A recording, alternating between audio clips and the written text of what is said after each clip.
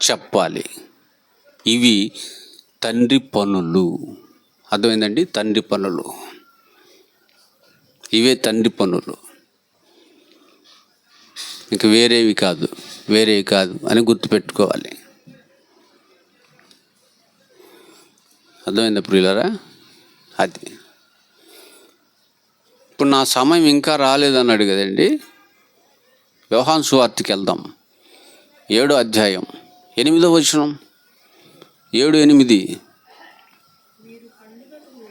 మీరు పండగకి వెళ్ళండి. దేనికి వెళ్ళమంటున్నాడు? మీరు వెళ్ళండి పండగలకి, నేను రాను. పండగలు చేసేవాళ్ళ కనపడ్డానా? పండగలకు వచ్చేవాళ్ళ కానీ మీకు పిచ్చి. ఏ పిచ్చి? అసలు ఏ పండగ పోనేరుగా మీరు? అసలు యేసుక్రీస్తు వారికి ఏ పండగ లేదు.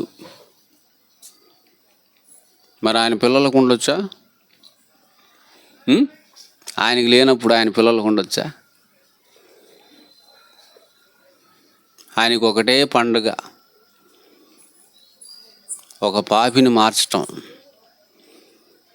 ఒక పాపి మారుమనసు పొందాడు అనుకోండి, పరలోకమందున్న దేవుడు సంతోషిస్తాడు.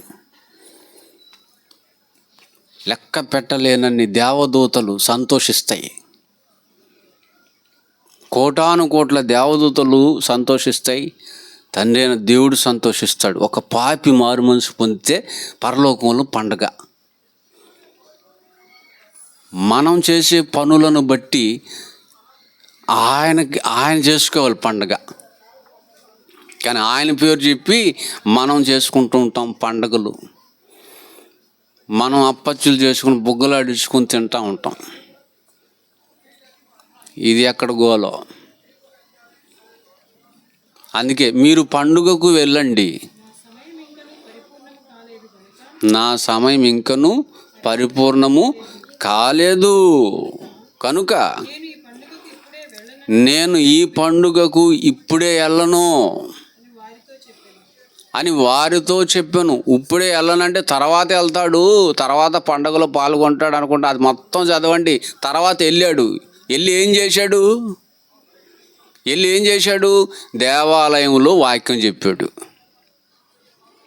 పండగ కంటే అందరూ వస్తారు కదండి.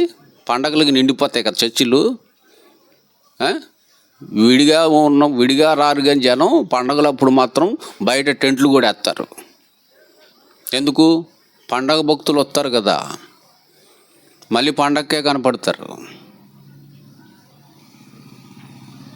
కానీ ఈయన పండగకి వెళ్ళాడు. తర్వాత వెళ్ళి అక్కడ వాక్యం చెప్పాడు. ఎందుకు వాక్యం చెప్పాడు? వాక్యం మాట్లాడాడు. అక్కడ మాట్లాడటమే తండ్రి పని.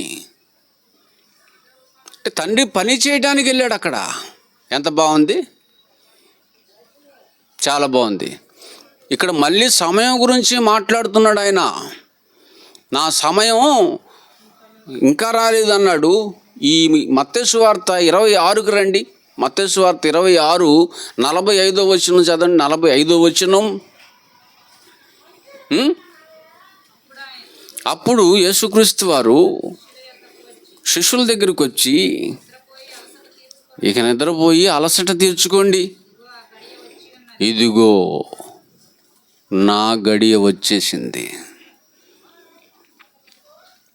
అక్కడ 2వ అధ్యాయం యోహాను సువార్తలో నా సమయం రాలేదన్నాడు. యోహాను సువార్త 7:8లో సమయం రాలేదన్నాడు.